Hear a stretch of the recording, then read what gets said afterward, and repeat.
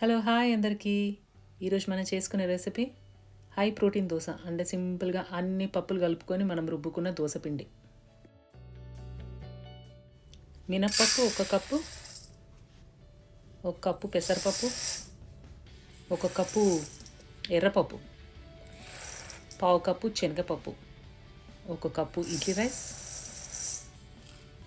నేనైతే 2 brown Sona Masuri rice వాడుతున్నా. కావాలంటే మీరు నార్మల్ సోనా మసూరి రైస్ కూడా వాడచ్చు.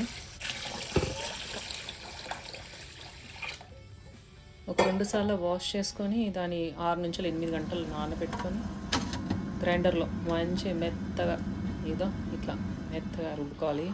మిక్సీలో అయినా సరే రుబ్బుకోవచ్చు, కానీ గ్రైండర్లో అయితే బెస్ట్.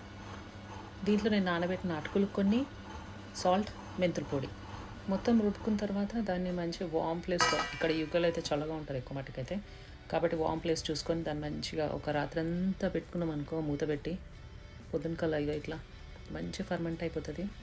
గ్రైండర్లో రుద్దినందుకు అదొకటి, ప్లస్ ఒక వామ్ ప్లేస్లో పెట్టినందుకు కదిలేయకుండా రాత్రంతా, అందుకు మంచి ఇట్లా పులుస్తుంది అనమాట.